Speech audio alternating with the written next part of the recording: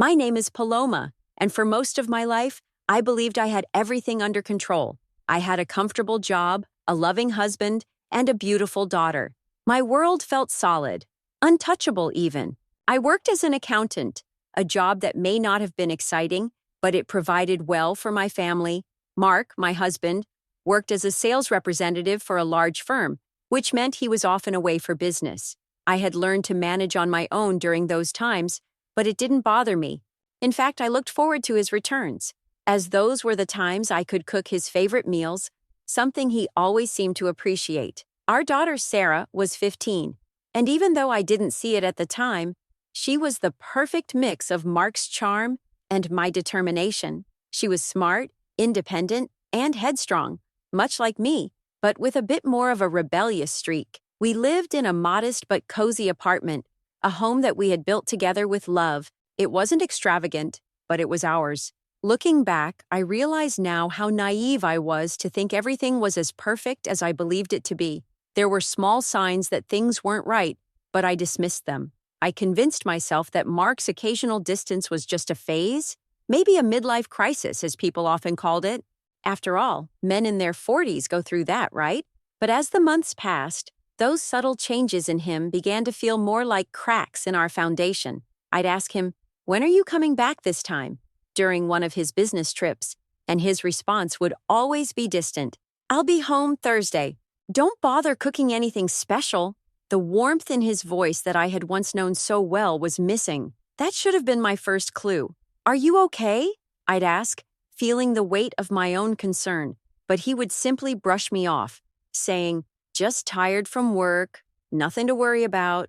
And so, I kept on, trying harder, believing that if I was a better wife, if I cooked better meals, kept the house cleaner, did more, things would go back to normal. I tried to ignore the growing distance, telling myself it was just temporary. But the more I tried to keep everything perfect, the further he seemed to slip away. Even Sarah noticed. One evening, as we were doing dishes together, she said, "Mom, Dad seems weird lately." I gave her the usual response, "It's just stress from work, honey. He'll be fine. It's nothing to worry about." And so, we both kept quiet, trying to ignore the creeping sense that something wasn't quite right in our home. But it didn't get better. Instead, things only seemed to get worse. I spent countless nights sitting at the kitchen table, working on my numbers, my mind constantly wandering back to Mark and the changes I couldn't quite grasp. And yet, no matter how many times I asked him, the answers were always the same. "Nothing's wrong, Paloma. It's just work." I should have known better. I should have asked deeper questions, but I was afraid of the answers, afraid that they might confirm my worst fear, that my family, the one I thought was so solid, was falling apart.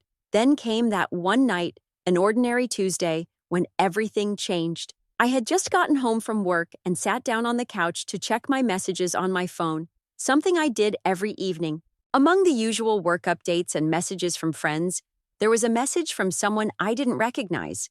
At first, I almost ignored it, thinking it was just another spam message. But something told me to open it. It read, "Hello, Paloma. I think it's time we talked. I'm your husband's second wife." My heart stopped. I didn't want to believe it, but the message continued. "I've been seeing Mark for 3 years now. We have a son together, the child he always wanted. I'm young, beautiful, and I make him happy in ways you never could." And then came the screenshots, dozens of them, of conversations between Mark and this woman, revealing everything. Mark had been complaining about me for months, making cruel comments about my appearance, my cooking, and everything else he no longer seemed to care about. "She's gotten so fat and ugly. Being in bed with her is like sleeping next to a log," he had written. The words felt like daggers to my heart. Tears blurred my vision as I read more. "Her cooking makes me want to vomit. The whole house feels suffocating. If it weren't for Sarah, I would have left years ago," one of the messages read. And the final message was a blow I could never have prepared for. "If you have any pride left, Paloma, you'll let him go. He doesn't love you anymore. He hasn't for a long time." The room spun around me. I couldn't breathe, couldn't think. I tried to stand up, but my legs gave out beneath me, and I collapsed onto the floor.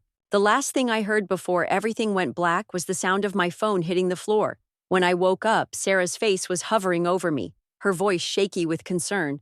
"Mom, can you hear me? I'm calling an ambulance." I tried to speak, to tell her I was fine, but my words came out slurred. The paramedics arrived and checked my vitals, all while Sarah clutched my hand, her face pale with fear. Mark walked in just then, his expression a mixture of concern and confusion. "What happened?" he asked, his voice distant. Then, his gaze landed on my phone, still open to the messages from the other woman. "Is it true?" I whispered, my voice barely audible, the question hanging in the air like a death sentence. Mark didn't even try to deny it. His face hardened, and I saw the stranger he had become. "Yes," he said flatly. "I don't love you anymore, Paloma. I haven't for a long time. I want a divorce." And with those words, my world shattered. The following weeks felt like I was walking through a fog, barely aware of what was happening around me. Everything I had thought I knew, everything I had built, was crumbling before my eyes. Mark and I were officially separating. We started the divorce process, each day feeling like a blur of legal paperwork, discussions about alimony, and watching my once peaceful life disintegrate. Despite everything, Sarah stayed with me. She could have gone with Mark. He made sure to offer her everything he could, from financial support to guilt-laden promises of a better life. But she didn't. For once, she chose me. It was the only solace I had during those unbearable days. While Mark didn't even attempt to persuade her to stay, I held on to the faint hope that she still saw me as her mother, as the one who had raised her with love, even if my heart was breaking. After the initial shock wore off, I focused on the practicalities of life, getting a lawyer, splitting assets, and trying to create some sense of stability. But nothing could fill the hole Mark had left. He had been my world for so long, and now, here we were, two strangers, bound only by the paperwork of a divorce. It didn't help that our once happy home felt empty. The house that had been filled with laughter and warmth now felt cold and alien. The more time passed, the more Sarah withdrew. At first, she called often, telling me about her new college life, her new friends, and all the exciting things happening. It gave me a small sense of peace, knowing she was happy, but slowly, the calls became less frequent. At first, I convinced myself that it was normal. College was busy. She had new friends, a new life. But then, the messages became shorter, more impersonal. "Sorry, Mom, I'm busy with a study group. Can we talk next week?" "Can't talk. I have a lot going on." Her words became increasingly distant, like she was slowly drifting away. It hurt. I tried not to show it, tried to pretend that I wasn't bothered, but deep down, I was terrified. Was this the result of Mark's influence on her? Had she too chosen to abandon me for a life of luxury and excitement? The life that Lisa, his new wife, offered her? Every time I reached out, I was met with excuses. Every visit home was met with quick departures and vague promises of next time. It felt like she was slipping further and further away from me. One evening, I could no longer take the silence. I decided to check her social media, something I hadn't done in a while. What I saw made my stomach turn. There, on her page, were pictures, family photos, but not with me. They were photos of Sarah, Mark, Lisa, and their son. My family, the one I had built, now replaced with the family that had torn us apart. Sarah was smiling, happy, holding her new half-brother while Mark and Lisa stood beside her, beaming. The caption read, "Finally reunited, complete family time." It was a dagger to the chest. I couldn't breathe as I stared at the pictures. All those excuses she had given me, how busy she was, how she couldn't come home because of school, had been lies. She had been with them all along, spending time with the new family she had chosen, the family that offered her luxury, attention, and a life that I simply couldn't provide. My mind raced. Was this the life she truly wanted? Was I just a burden to her now? I couldn't stay silent any longer. I had to confront her. With trembling hands, I gathered the screenshots of the photos and sent them to her, hoping for an explanation, or at least some form of honesty. My phone rang almost immediately. It was Sarah. Her voice, once warm and loving, now felt distant, like she was speaking to a stranger. "I was wondering when you'd find out," she said, cutting me off before I could even speak. "You must have seen the photos." "I'm sorry, but they're fun, Mom. They're rich and interesting. Dad and Lisa take me shopping and buy me designer clothes. He just got me a new car for my birthday." The words hit me like a ton of bricks. "What do you offer?" she continued, her voice condescending. A boring apartment and your boring life. I'm old enough to choose who I want to spend time with, Mom.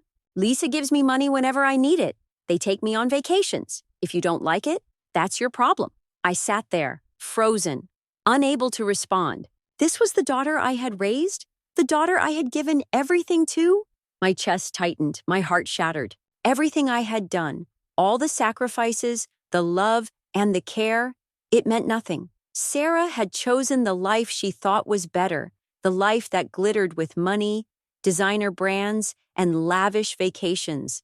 And I had become nothing more than a distant memory, a mother who was too boring to fit into her new world. The phone call ended, and I stared at the screen, feeling emptier than I ever had before. Sarah had made her choice. And in that moment, I realized something painful. Mark had left me for a woman who offered him a life of luxury. Sarah had chosen her father's new family because it offered her the same thing: wealth, excitement, and status. And I was left behind, rejected for not being able to provide those things. But the most crushing part of all was the realization that she no longer saw me as her mother. To her, I was just someone to be discarded when something better came along. The betrayal was deep, cutting into me like a wound that wouldn't heal. I had raised her, given everything I could to make sure she had the best life possible. And yet, she had turned her back on me without hesitation. The weeks following that moment felt like a blur. It was as if I were moving through life without truly experiencing it. I filed for divorce, but it felt more like a mechanical process, each step pushing me further from the life I had once thought I knew. My emotions, once so vibrant, became muted. I barely slept. I barely ate. Every day felt like a battle to simply exist. But Sarah, my daughter, she was my rock. She stayed with me, offering me the kind of support I hadn't expected, not from her. She had every reason to resent me, to be angry, to side with Mark, but she didn't. When Mark tried to convince her to stay with him, offering her the comforts of his new family, Sarah rejected him. She chose to stay by my side, no matter how fractured we both were. That alone kept me from completely losing myself. Mark paid alimony to Sarah without question, likely to keep up the appearance of being the generous father. But even that felt like a hollow gesture. He had no interest in our family anymore. His actions, his words, they all showed that he was completely detached from me, from us. Everything about him now revolted me. The man I had once loved had disappeared into someone I barely recognized, a stranger who didn't care about the pain he'd caused.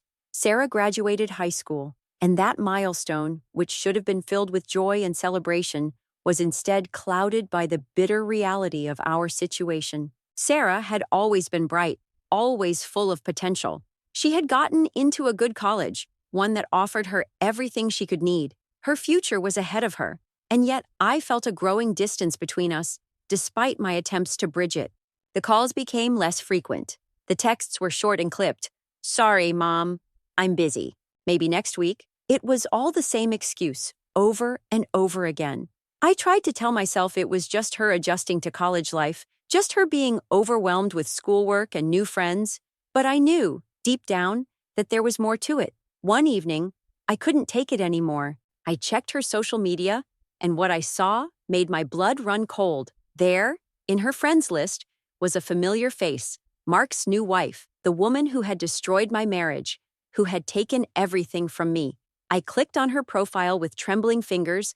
There, in full view, were dozens of pictures of Sarah with Mark, his wife, and their son. Perfect family photos, showing a unity that didn't include me. Sarah was beaming in every one of them, her arms wrapped around her father and his new wife like they were a perfect family. The shock hit me like a punch to the gut. The missed visits, the short responses, it had all been a lie. She'd been with them all along, pretending for my benefit that she was too busy for me. I sent her the screenshots with shaking hands, my heart pounding. I needed answers. When I called her, she answered on the third ring, but before I could say anything, her voice was cold, distant. "I was wondering when you'd find out," she said. "Yes, I've been with them. They're fun, Mom. They're rich and interesting.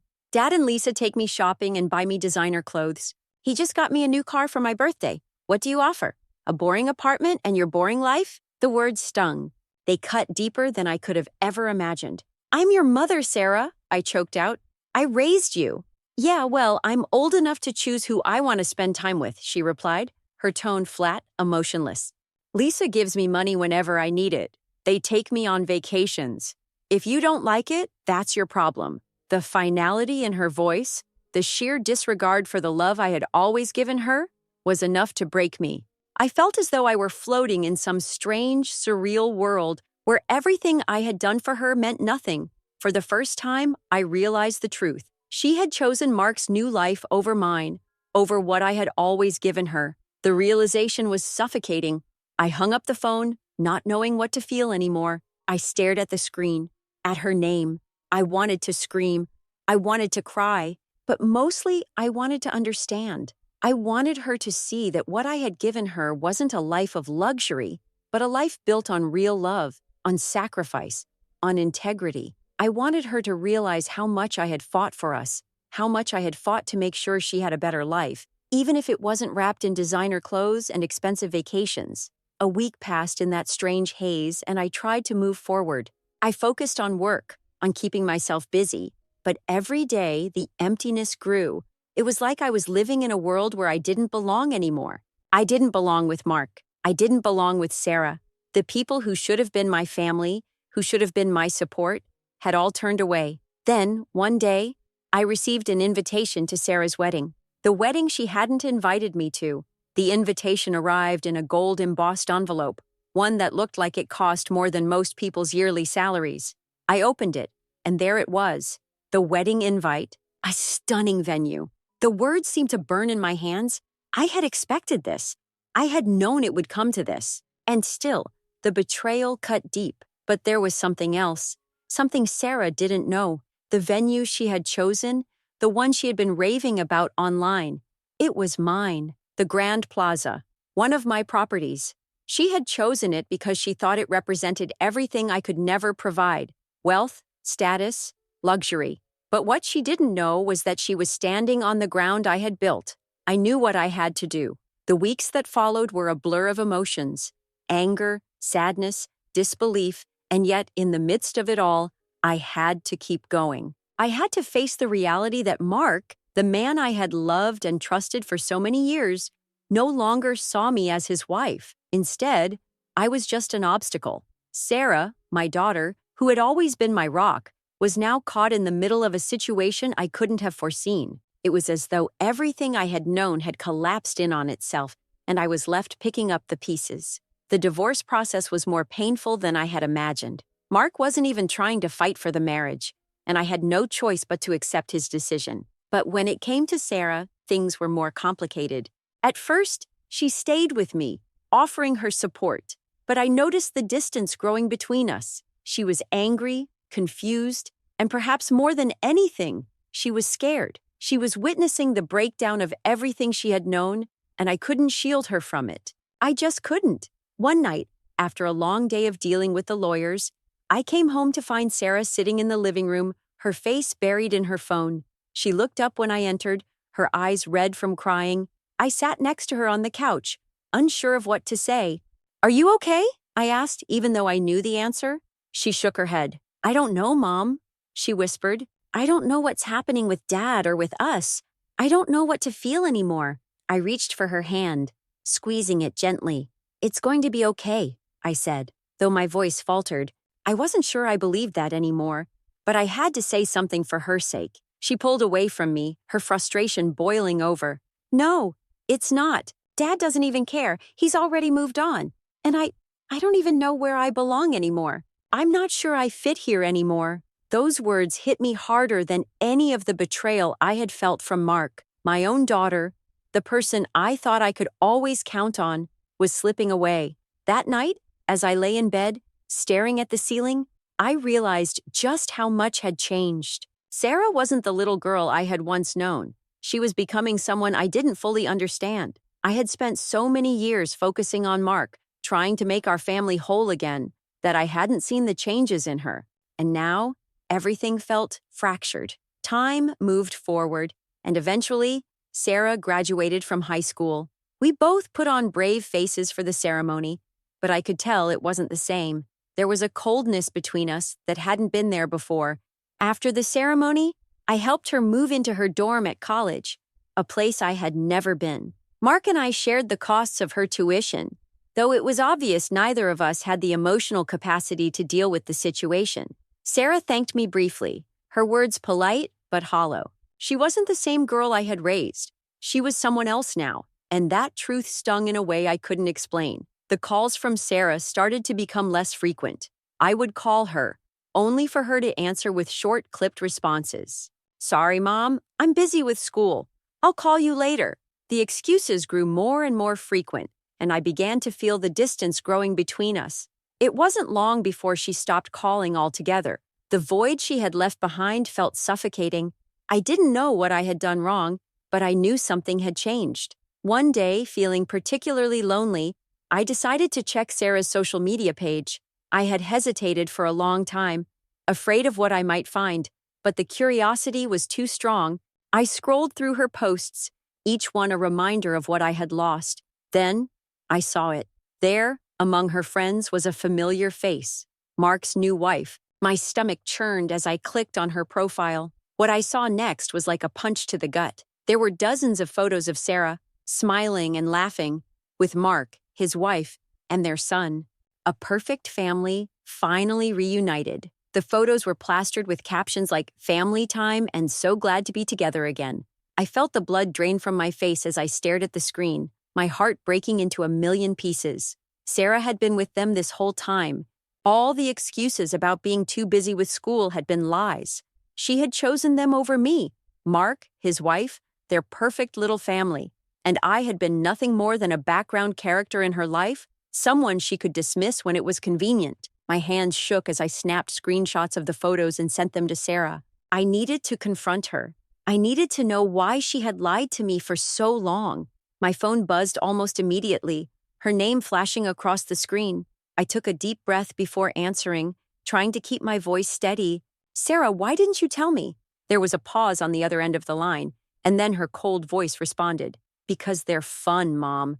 They're rich and interesting. Dad and Lisa take me shopping and buy me designer clothes. He just got me a new car for my birthday. What do you offer? A boring apartment and your boring life." Each word felt like a slap in the face, and I could barely breathe. "I'm your mother, Sarah. I raised you," I said, my voice trembling with the weight of the hurt. She interrupted me, her tone dismissive. "Yeah, well, I'm old enough to choose who I want to spend time with. Lisa gives me money whenever I need it. They take me on vacations.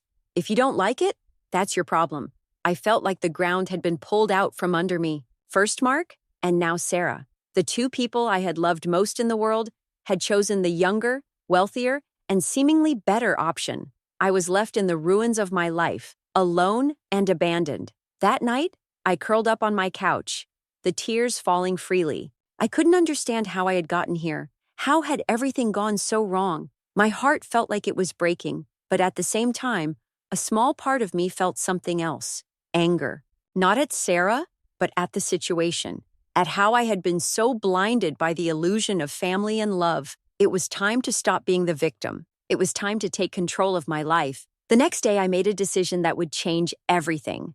I picked up the phone and called my father. We hadn't spoken in 15 years, not since the fight about Mark, but I knew now that he had been right all along. He had seen through Mark when I couldn't. It was time to make amends with the one person who had never abandoned me. "Dad," I said when he answered.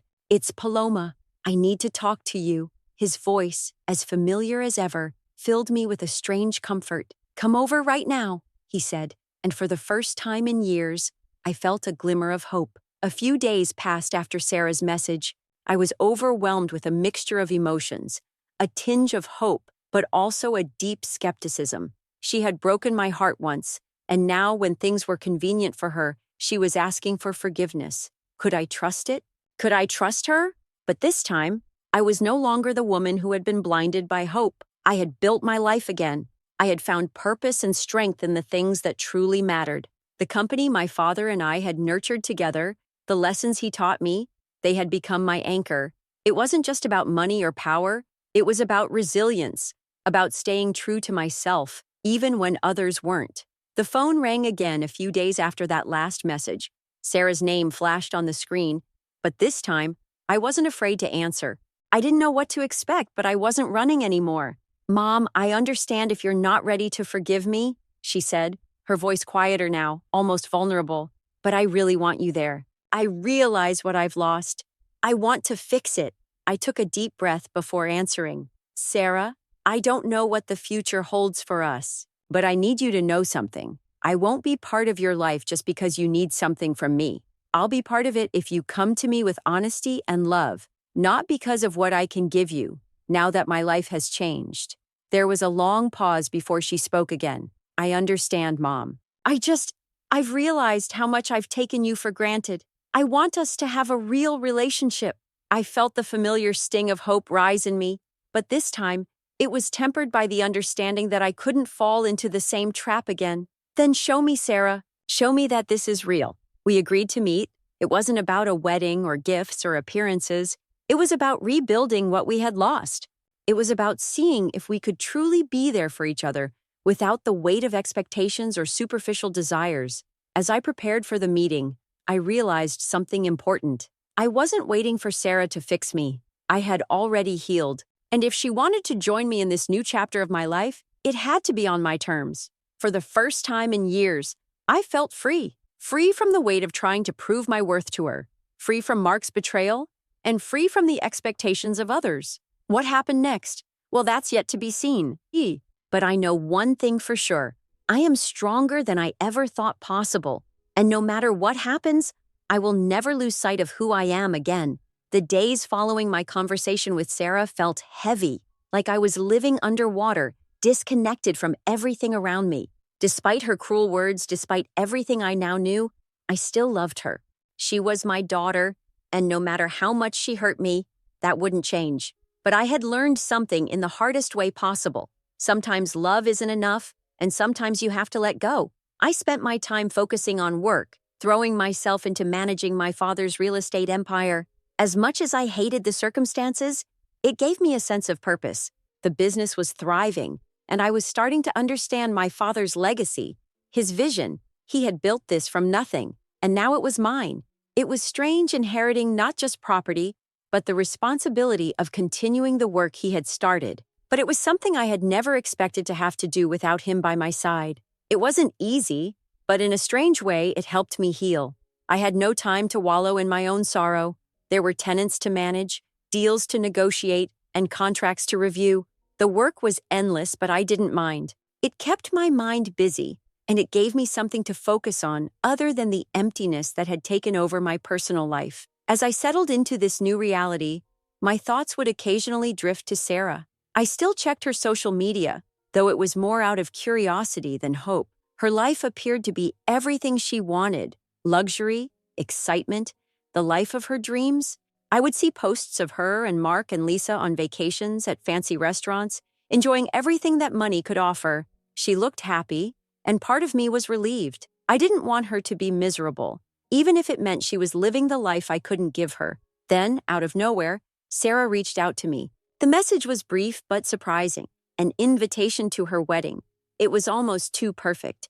She was marrying Jake, and she wanted me there. My first instinct was to ignore it, to walk away, to let her live the life she had chosen without me. But then I thought about it. Maybe this was her way of apologizing. Maybe she was finally seeing the mistake she had made. She had always been my daughter, and despite everything, I still had a place for her in my heart. But when she arrived to discuss the wedding, I quickly realized that this wasn't about reconciliation. It wasn't about making amends. It was about her choosing her path once again. As she walked into my apartment, her eyes scanned my modest surroundings with disdain. She barely glanced at me before starting her speech about the wedding. The venue was going to be luxurious, of course.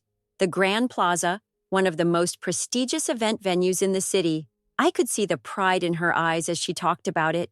Then she told me something that felt like a slap to the face. "Mom, I'm not inviting you to the wedding," she said bluntly. "You're too simple, too poor. This is a big event, and I don't think you would fit in." Her words hit harder than anything I had expected. It wasn't just that she was excluding me. It was the way she had dehumanized me. I wasn't her mother anymore. I was just someone who couldn't give her what she wanted. It took everything in me not to lash out. I stayed calm, asking if there was anything I could do to help with the wedding, offering to contribute, but Sarah wasn't interested in that. Well, I guess you can send a gift. Money would be best, she said, her tone dismissive as she walked toward the door. I stood there, stunned. My own daughter, who I had loved and raised, had just humiliated me in my own home. She had rejected me, not because of anything I had done wrong, but because I wasn't rich enough to fit into her new life. I let her leave, the door clicking shut behind her, and then I sat down in my quiet apartment, feeling more alone than I had in years. But something shifted in me that day. I had spent so many years trying to please everyone, trying to make up for my shortcomings. But this was it. I had nothing left to prove. I wasn't going to let Sarah's cruelty control me anymore. I wasn't going to sit back and let her use me when it was convenient. The next few days, I took action. I knew exactly what I had to do. I walked into the Grand Plaza's executive office, the very venue where Sarah had dreamed of having her wedding. She had no idea that it was my property, or that her wedding was now a reflection of everything she had rejected about me. Mom?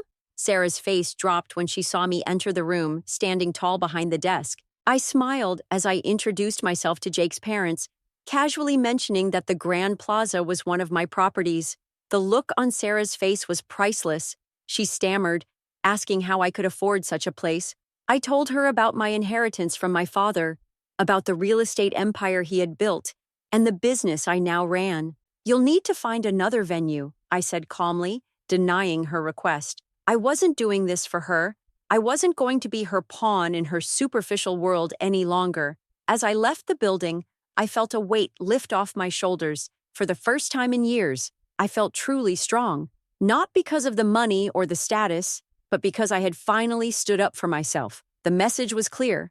I was not going to be a stepping stone for anyone, not even my daughter. Days passed, and Sarah sent me a message apologizing, saying she was ready to make things right.